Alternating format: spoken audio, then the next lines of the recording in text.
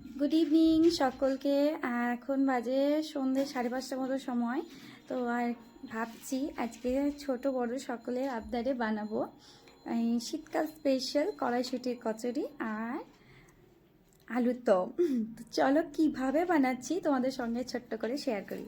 প্রথমেই কড়াইশুঁটির কচুরির জন্য মটরশুঁটিগুলো মিক্সচার জারে পিষে নেব, আর মৌরি ও ধনে এটা কড়াইয়ে হালকা করে ভেজে নেব, আর তারপর শিলপাটায় বেটে নেব। তো প্রথমেই কড়াইয়ে সামান্য সর্ষের তেল দিয়ে তাতে দিয়ে দিলাম হিং আর মটরশুঁটির পেস্টটা, আর তাতে লবণ, চিনি আর বানিয়ে রাখা ভাজা মৌরি ও ধনের গুঁড়োটা মিশিয়ে নিয়ে কিছুক্ষণ নাড়াচাড়া করে শুকিয়ে রাখবো। আর পুরটা আমি বিকেলেই তৈরি করে রেখেছিলাম। আর তারপর হালকা সেদ্ধ আলুগুলোকে কাঁটা চামচের মাধ্যমে হালকা করে ছিদ্র করে নিয়ে গরম তেলে নুন ও হলুদ মাখিয়ে ভাজতে দিয়ে দিয়েছি। আর এদিকে গ্রেভির জন্য আমি মশলাগুলো রেডি করে নিচ্ছি। তো এই দিকে আমার আলুগুলো বেশ লালচে করে ভাজা হয়ে গিয়েছে।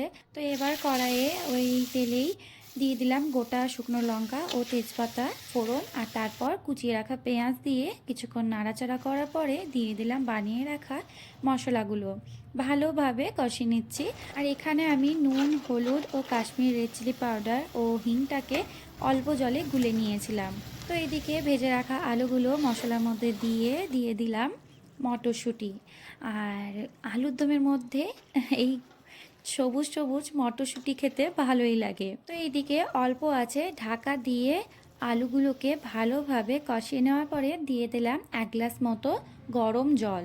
জলটা ভালোভাবে ফুটে গেলেই দিয়ে দিলাম গরম মশলা বাটাটা, আর তারপর ছড়িয়ে দিলাম ধনেপাতা কুচি আর কসুরি মেথি, যেগুলো দেওয়াতে এই আলুর দমের স্বাদটা অনেক গুণ বেড়ে যায়। তো এবার গ্যাসটা বন্ধ করে ঢাকা দিয়ে কিছুক্ষণ রেখে দিলেই তৈরি হয়ে গেল শীতকাল স্পেশাল কড়াইশুঁটি দিয়ে আলুর দম। তো এবার কচুরি বানানোর জন্য একটা পাত্রে নিয়ে নিয়েছি ময়দা, তাতে দিয়ে দিলাম লবণ, চিনি আর সাদা তেল ও সামান্য কালো জিরে ও জল দিয়ে ভালোভাবে মাখিয়ে নিয়ে লেচি কেটে ওই বাটির মতো করে নিয়েছি। আর তারপর দিয়ে দিলাম মটরশুঁটির পুরটা, ভালোভাবে দিচ্ছি। আর এবার ভালোভাবে মুখটা মুড়ে নেব।